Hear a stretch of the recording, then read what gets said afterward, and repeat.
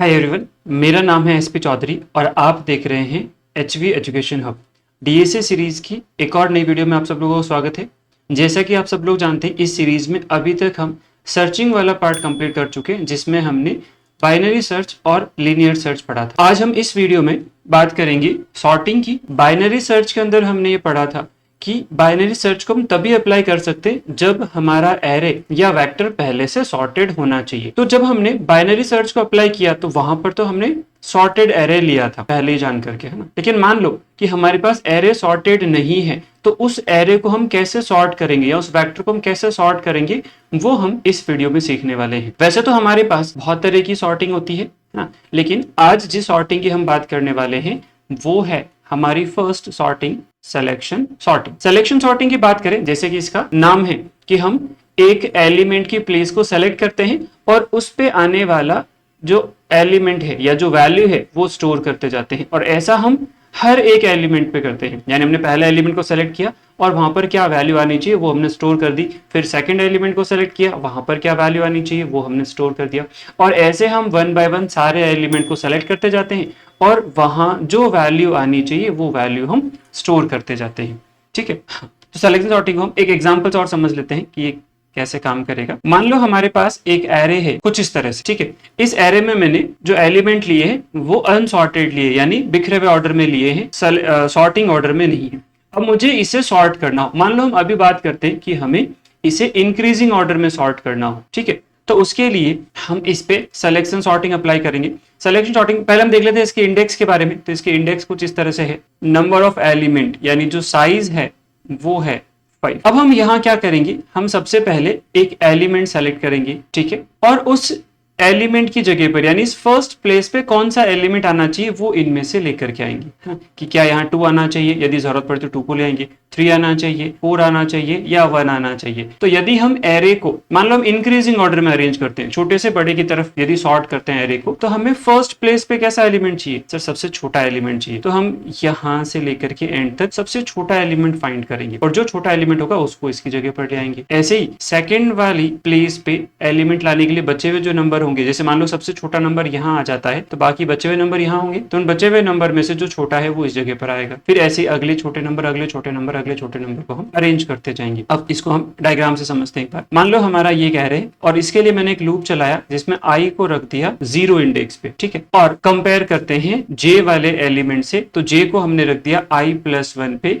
यानी 1 इंडेक्स पे। अब यहाँ कंपेयर करेंगे कि यदि हमारे एरे की i इंडेक्स पे रखा हुआ एलिमेंट यानी ये वाला एलिमेंट ग्रेटर देन हो एरे की j इंडेक्स पे रखे हुए एलिमेंट से, तो इसका मतलब ये हुआ कि j वाली वैल्यू छोटी है और हमें किसको टारगेट करना है, सिर्फ छोटी वाली वैल्यू को। तो यदि j इंडेक्स पे छोटी वैल्यू मिलती है तो उसको i इंडेक्स पे ले आओ, यानी हमें इसे स्वैप कर देना है एरे की j इंडेक्स पे और एरे की i इंडेक्स पे रखी वैल्यू से। कोई फर्क नहीं पड़ता i को पहले लिखो या बाद में, वैसे मैं इस तरह से लिख दूं कि हमें स्वैप कर देना है एरे की i इंडेक्स पे रखी हुई वैल्यू को एरे की j इंडेक्स पे रखी हुई वैल्यू से। तो यहाँ स्वैप हो जाएगा, यानी इस जगह पर 2 और इस जगह पर 5 आ जाएगा। फिर j आगे बढ़ेगा, भाई 2 ही सबसे छोटा एलिमेंट, ऐसा तो नहीं और आगे छोटा एलिमेंट मिल सकता है, तो हम j को आगे बढ़ाएंगे। अब j इंडेक्स पे 3 है और i इंडेक्स पे 2 है। कंपेयर करेंगे कि i इंडेक्स पर की वैल्यू j इंडेक्स वाली वैल्यू से बड़ी है, नहीं है, तो बिना स्वैपिंग किए j को आगे बढ़ा देंगे। ठीक है, यहाँ पर हमने फिर से कंपेयर किया कि क्या i इंडेक्स पर की वैल्यू j इंडेक्स वाली वैल्यू से बड़ी है, नहीं,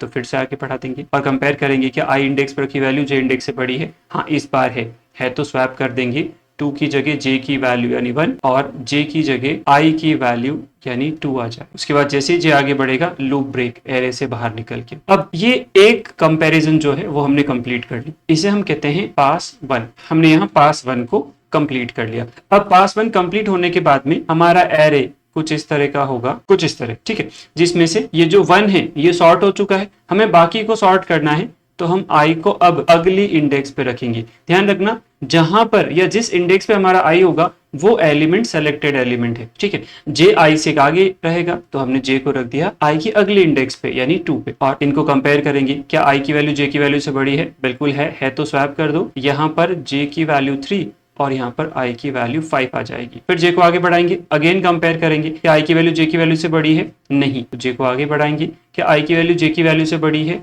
हाँ है तो हम यहाँ पर 2 और यहाँ 3 यानी इस तरह से स्वैप कर देंगे। फिर जैसे जे को आगे बढ़ाएंगे लूप ब्रेक यानी एक एलिमेंट और अरेंज हो गया, यानी एक पास और कंप्लीट हो गया, तो हमारा पास नंबर 2 यहाँ कंप्लीट हो गया। ठीक है, अब पास 2 कंप्लीट होने के बाद में एरे कुछ इस तरह का बचा है जिसमें 1 और 2 हो चुके हैं सॉर्ट, बाकी को हमें सॉर्ट करना है। तो आई को इस बार हम रखेंगे 2 इंडेक्स पे और जे उससे एक आगे। अगेन कंपेयर करेंगे क्या आई की वैल्यू जे की वैल्यू से बड़ी है? हाँ है तो स्वैप कर दो, यहाँ पर 4 और यहाँ 5 आ जाएगा। फिर जे को आगे बढ़ाएंगे, अगेन कंपेयर करेंगे क्या आई की वैल्यू जे की वैल्यू से बड़ी है? बिल्कुल है तो फिर से स्वैप कर दो, 3 यहाँ और यहाँ 4। और जैसे ही जे आगे बढ़ेगा लूप ब्रेक, इंडेक्स से बाहर जाते ही लूप ब्रेक, और जे का लूप ब्रेक हो गया यानी एक एलिमेंट और अरेंज हो गया, यानी एक पास और कंप्लीट हो गया। तो यहाँ देखिए हम पास 3 कंप्लीट हो गया। अब हमारा एरे कुछ इस तरह का होगा जिसमें 1 2 और 3 ये सॉर्टेड है।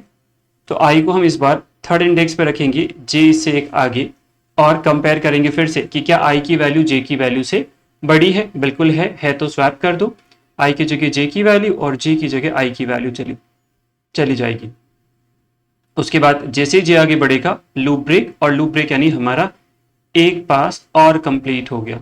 4 कंप्लीट होने के बाद में हमारा एरे कुछ इस तरह का होगा जिसमें कि 1 हम अरेंज कर चुके हैं, 2 3 4 इनको सॉर्ट कर दिया तो 5 अपने आप ही अपनी जगह पे पहुंच जाएगा, यानी अब हमारा एरे है सॉर्टेड एरे। ठीक है, तो हमने इस तरह से एक एरे को सॉर्ट कर दिया। ठीक, अब बात करते हैं यहाँ पर कि हमें ये लूप कैसे कैसे चलाने हैं, यानी जो आई का लूप है वो कहां से कहां तक चलना चाहिए। तो देखो आई का लूप पहली बार हमने कहां से शुरू किया? सर आई को हमने फर्स्ट टाइम शुरू किया है 0 से। ठीक है, तो आई 0 से शुरू होगा और आखिरी आई कहां तक गया था? तो आखिरी आई गया था 3 तक। अब हमारी साइज क्या है? सर हमारी साइज है 5 और ये चला है 3 तक, यानी आई का जो लूप है वो 0 से लेकर के साइज -1 से भी कम तक चलेगा। साइज क्या है 5, तो साइज -1 4 और लेस देन 4 यानी 3 तक चलेगा।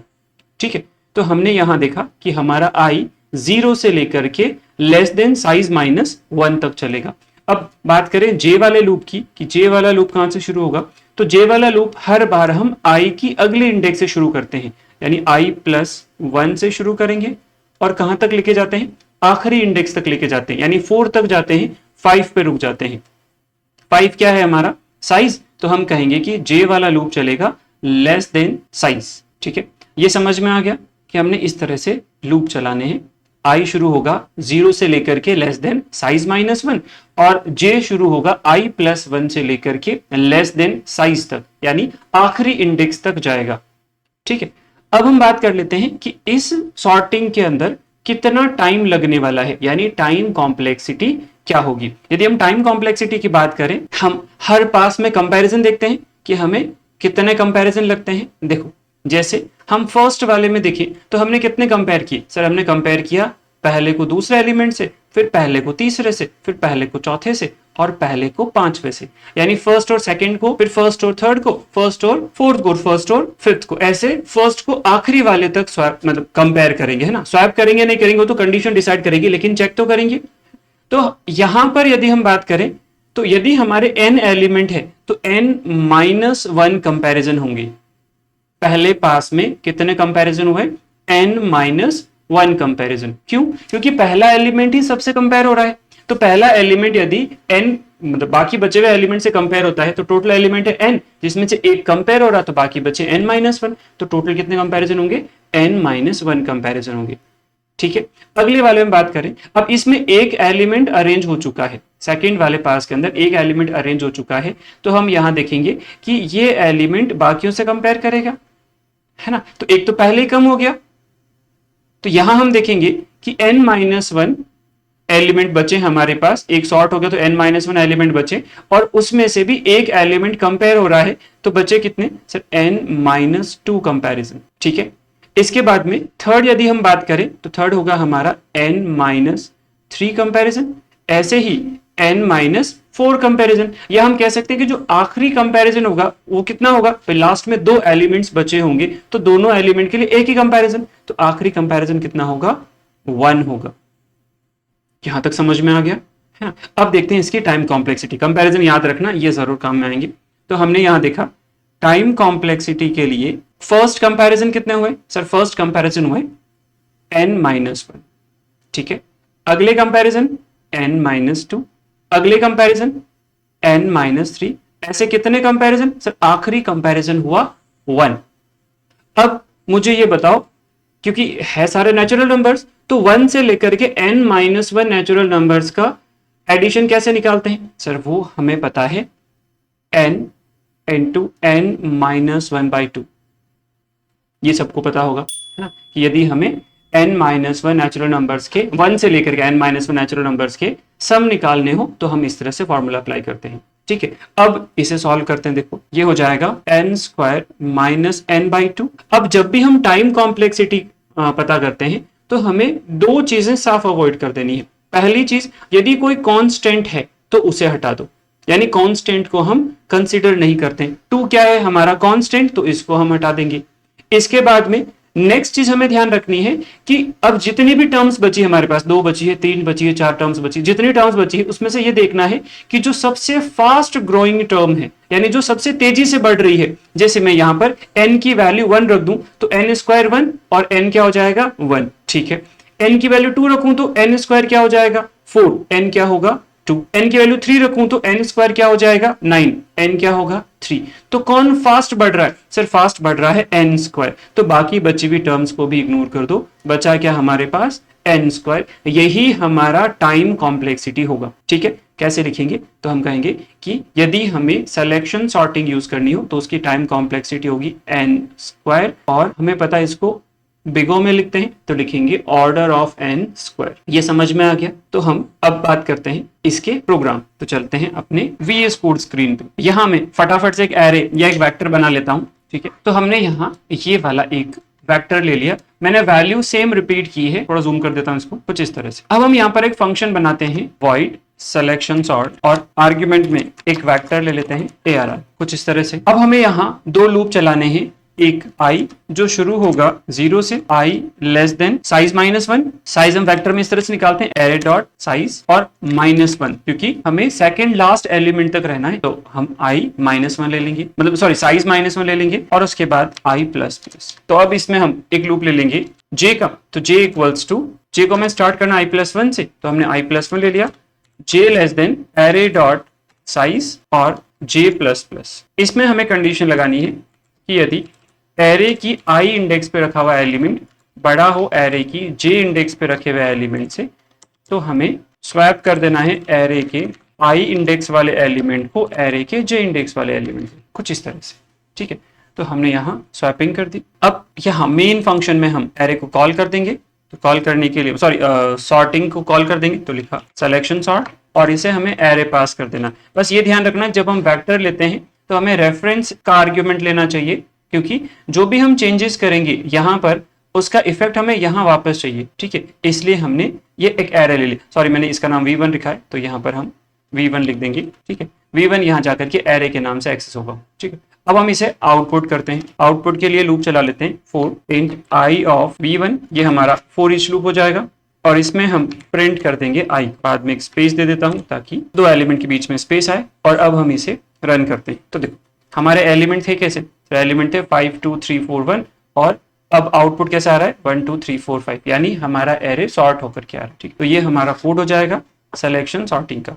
आई होप यहाँ तक सबको समझ में आ गया होगा। इसे मैं नोट्स में ऐड कर देता हूँ, तो ये आपको नोट्स में मिल जाएंगे, ठीक है। चलिए, तो ये हो गया हमारा सिलेक्शन सॉर्टिंग। आई होप सबको समझ में आ गया होगा। यहाँ तक कुछ भी डाउट है तो कमेंट बॉक्स में लिख देना। आप लोगों के एक तो कमेंट नहीं आते, कमेंट्स जरूर से डालो। और वीडियोस की फ्रिक्वेंसी मैंने थोड़ी सी बढ़ाई है, मतलब थोड़े जल्दी जल्दी आने लगे, क्योंकि पहले काफी डिले हुए थे। इसका रीजन था मेरे पास 2-3 असाइनमेंट्स थे, तो उसमें मैं थोड़ा टाइम, और इसके अलावा जॉब भी करता हूँ तो वहां पर भी थोड़ा टाइम लगता है। बट हाँ, ये चीज अब आपको फ्रिक्वेंटली मिलती रहेगी, वीडियोस आपको फ्रिक्वेंटली मिलते रहेंगे। एक अपने फ्रेंड्स के साथ शेयर जरूर करते हैं ना, ताकि मुझे भी मोटिवेशन मिलता रहे कि हाँ लोग जुड़ रहे हैं, मुझे है ना थोड़ा आउटपुट ज्यादा अच्छे से देना है। हालांकि मैं अपनी तरफ से बेस्ट एफर्ट कर रहा हूँ। ये जो आपको प्लेलिस्ट मिलेगी जब ये कंप्लीट होगी, तो आई डोंट थिंक सो किसी भी स्टूडेंट को कहीं और किसी प्लेटफॉर्म पे जाकर के डीएसए से रिलेटेड कोई क्वेरी देखने की जरूरत पड़ेगी। मतलब इस तरह से इसको डिजाइन किया है। अभी तो बहुत वीडियोस आने बाकी है। मतलब ये समझ लो आप कि अभी तो हमने प्रॉपर शुरुआत भी नहीं की है, इतने कंटेंट आगे हमारे पास पड़ा है, बहुत बड़ी प्लानिंग की है। अभी फिलहाल इसको हम पूरा डिस्क्लोज नहीं करेंगे, डे बाय डे इसको कंप्लीट चले दो। कंप्लीट होने में थोड़ा टाइम जरूर लगेगा, क्योंकि जो अच्छी चीज और जो डिटेल्ड में जो चीज होती है उसको एक्सप्लेन करने में, उसको आप लोगों तक पहुंचाने में थोड़ा एफर्ट और टाइम ज्यादा लगता है, तो टाइम जरूर से लगेगा। लेकिन हाँ, यदि आप ये वाली सीरीज कंप्लीट देख लोगे तो मैं गारंटी के साथ कह सकता हूं कि आपको और कोई किसी भी दूसरे प्लेटफॉर्म पे या कहीं पर भी जाकर के दूसरी जगह आपको, मतलब कहने का मतलब सिंपल ये है कि आपको उसके अलावा फिर और किसी कंटेंट की जरूरत नहीं पड़ेगी, यदि आपने एक बार ये पूरी सीरीज कंप्लीट देख ली तो। ठीक है, तो आज के लिए इतना ही, मिलते हैं अगले वीडियो में, तब तक के लिए थैंक यू सो मच।